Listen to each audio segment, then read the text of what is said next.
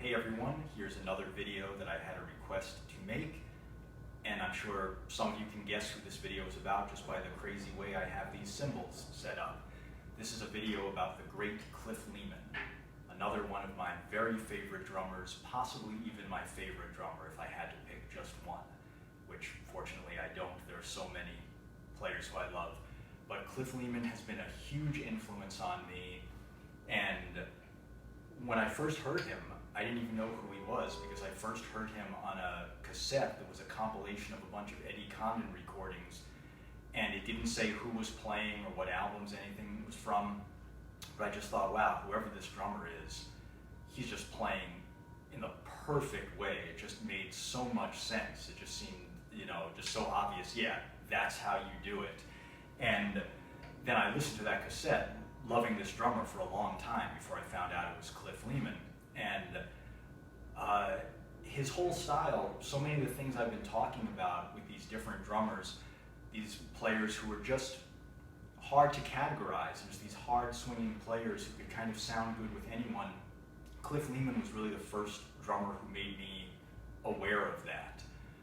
When I first heard him, I thought, wow, it's a style, it would work perfectly with Eddie Condon or Count Basie. And for me personally, that's my favorite kind of style. Whatever you would call that, that's my favorite. And so Cliff Leeman, so many unique things about him. And one, of course, was this cymbal setup, which he didn't do for his whole career. He sort of got more into it. You can kind of see him starting to do it in the 50s. Of course, I'm talking about these cymbals turned kind of sideways. Kind of started doing it a little bit in the 50s, and it got more and more pronounced. So by the 70s, he really kind of had these cymbals kind of sideways. And he used very big cymbals. These are just 18 inches, but he would use 22 or even weird sizes like 23-inch cymbals. It's very big cymbals. And he would also have this little 8-inch splash cymbal. So a very unique setup, and people who I know him said that he did that, he just liked the way it felt, which makes sense. Why else would you do it? And there was a period about 15 years ago where I actually set up this way for a while because I just wanted to investigate what it was really. And it can be a little awkward to play certain things, but in other ways, it kind of works. It makes sense in a way. I don't usually do this, but it's a very interesting way to set up.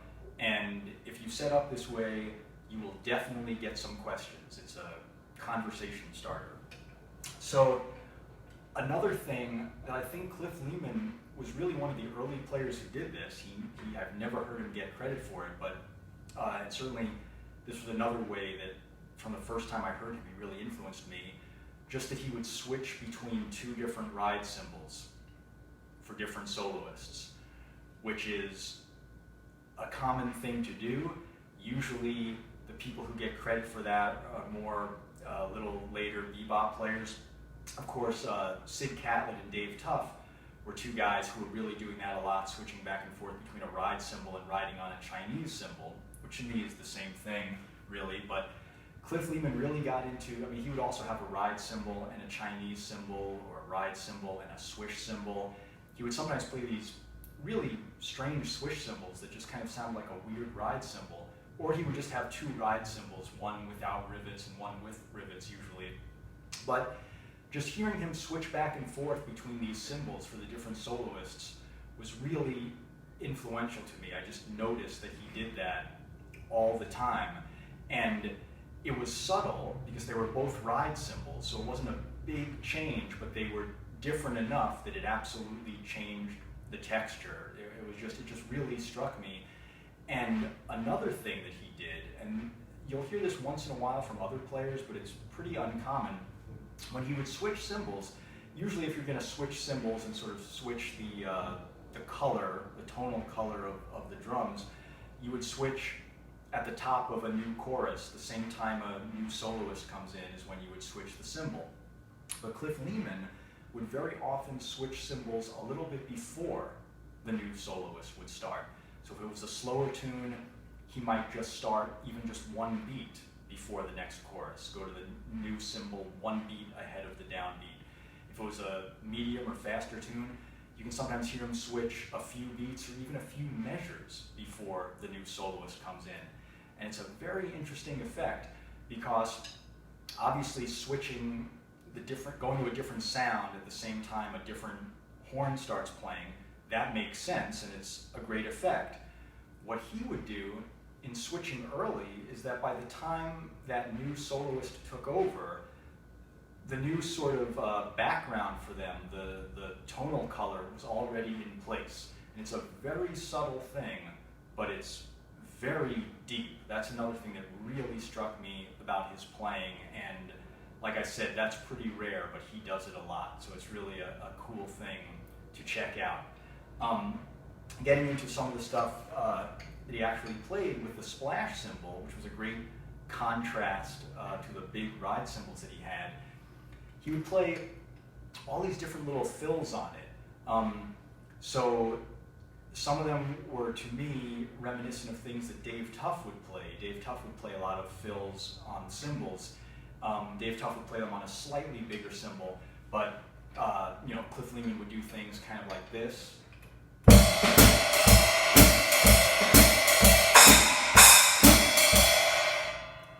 That to me is real Dave Tuff kind of thing. Or if it was a faster tempo, Cliff Leeman would maybe do little things like this.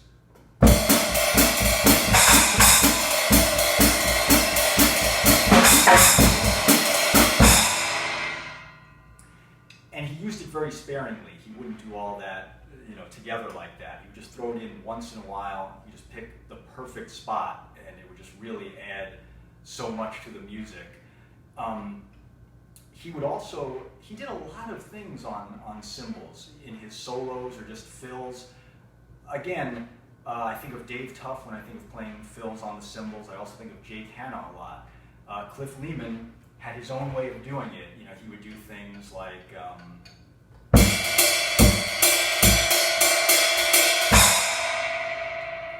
or if he was playing with the band, he might do a fill kind of like this.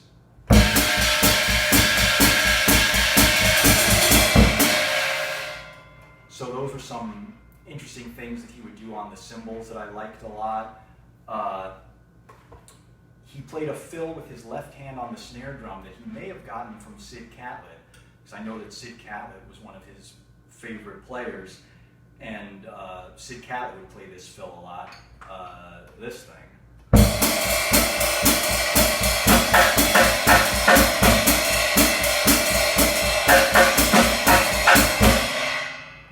So that's a fill that I associate with both Sid Catlett and Cliff Leeman. And I've seen videos of Cliff Leeman play where he would do a thing when he wasn't playing on the snare drum with his left hand. He would sometimes sweep it around on the snare drum as if he was playing with a brush. Hopefully you can see this, but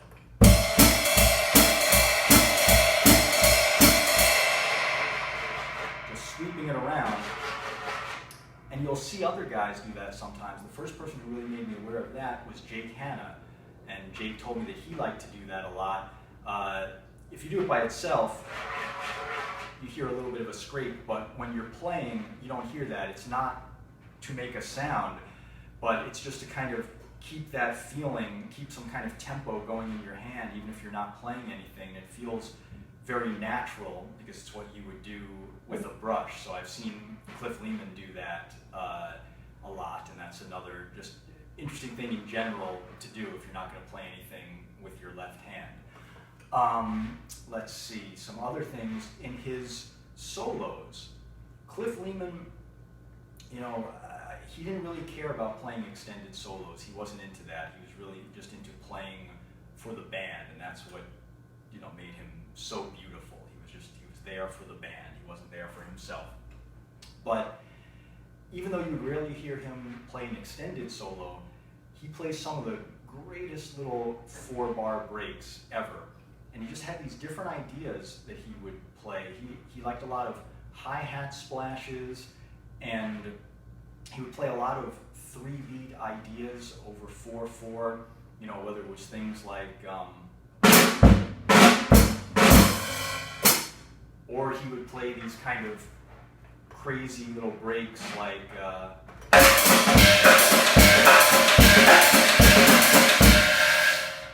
that kind of thing, or maybe he would incorporate the splash cymbal.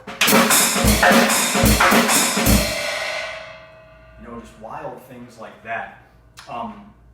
He also plays my all-time favorite 4-bar drum tag on Jam Session Coast to Coast with Eddie Condon, Beale Street Blues.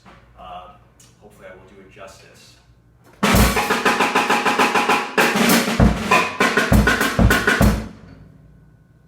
Something like that.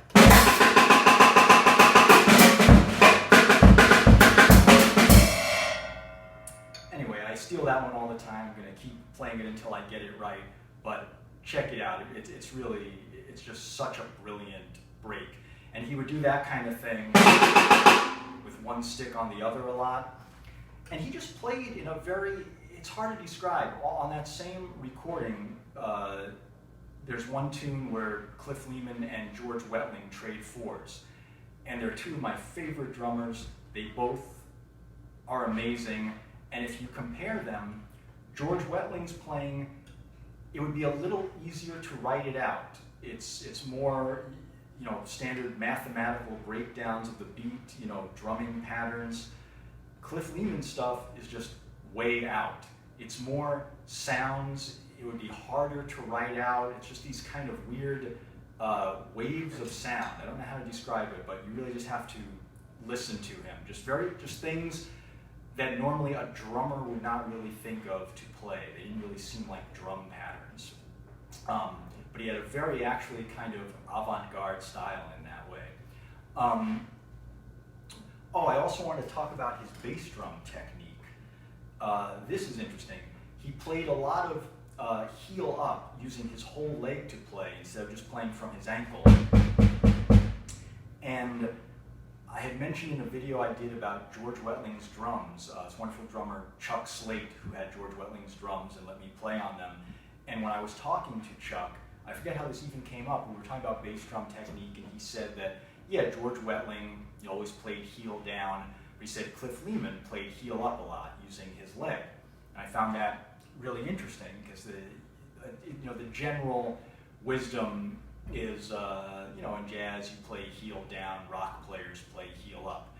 But I always knew that wasn't entirely true, and I had seen videos of Gene Krupa and Joe Jones play using their whole leg, but during their solos. I hadn't seen anyone yet do it when they were playing time, but Chuck Slade told me that Cliff Leeman played that way, and then I saw some videos of Cliff Leeman after that confirmed, yes, he did that.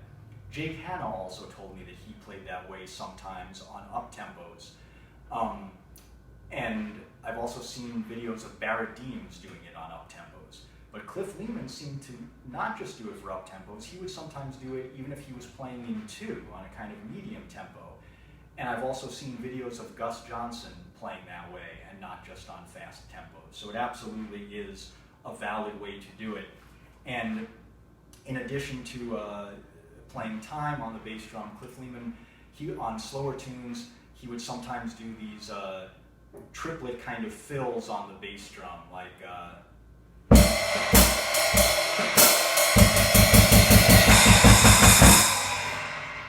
those kinds of things. Another interesting thing that he did more later in his career, he got into sort of a thing where on slower tunes or ballads, he would kind of play them almost like a 12/8 kind of thing. But a thing that I really love that he did was, before he got to kind of like the full 12/8 sort of thing, in the 50s, he would kind of just hint at that by just putting in an extra note on the cymbal. So he was playing.